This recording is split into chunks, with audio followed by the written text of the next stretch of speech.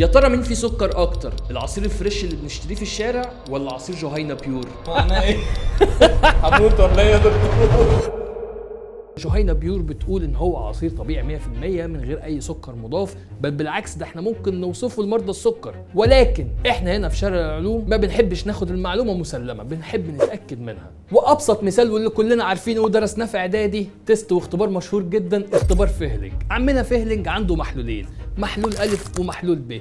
الفكرة ببساطة ان احنا جبنا عصير بيور بتاع جهينة وجبنا قصاده مية بسكر عشان نشوف نتيجة التحليل قدام عينينا، وبعد ما جبناهم رحنا ضفنا على كل واحد فيهم المحلول ألف من فهلنج والمحلول ب من فهلنج، وبعد كده ادينا له رجه بسيطه. فهلنج بيقول لك لو المحلول اللي عندك تفاعل بعد التسخين ويطلع لك اللون البني المحمر، يبقى السكر اللي موجود عندك في العصير ده سكر مختزل زي الجلوكوز والفركتوز واللي موجود عندك في العصائر الطبيعيه. اما لو كانت نتيجه المحلول عندي لون ازرق، فده معناه ان السكر اللي موجود عندي هو السكروز، والسكروز ده السكر اللي موجود عندنا في البيت اللي بنضيفه على الشاي والحلويات، وحتى كمان ساعات الناس بيضيفوه على العصير فريش عشان يسكر لهم الدنيا شويه، وهو اللي بيرفع مستوى السكر اللي في الدم. ودي النتيجه اللي شفناها اول ما عملنا الاختبار بتاعنا على عصير جهينة بيور، لقيناه ادينا اللون البني المحمر، فمعنى كده ان السكر اللي موجود هو فركتوز وجلوكوز واللي موجود عندي في العصائر الطبيعيه.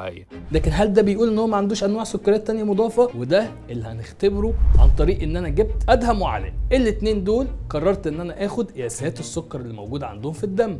واحد فيهم طلع 95 والتاني طلع 102، لكن خليت علاء يشرب عصير بيور من جهينة وخليت ادهم يشرب عصير طبيعي فريش بس متضاف له سكر، زي اللي احنا بنعمله في البيت او زي اللي ممكن نشتريه في المحلات، بيبقى متضاف له سكر طبيعي جدا علشان يبقى طعمه احلى. وتاكد برضو وانت بتشتري عصير فريش لانه اكيد كاتب لك لو هو ضايف سكر. وهنستنى ساعتين عشان ناخد قياسات الدم تاني. فالاختبارين اللي احنا عملناهم هنا بيقولوا ان عصير جهينة بيور طبيعي فعلا بنسبة 100%. معناه ايه؟ هموت ولا ايه يا دكتور؟ لكن هنقف لحد هنا، هناخد التأكيد الأخير أول ما نبعت عينة من عصير جهينة بيور لواحد من أقوى معامل التحاليل الموجودة في الشرق الأوسط عشان نعمل الكروماتوجرافي تيست عشان نتأكد بشكل قاطع.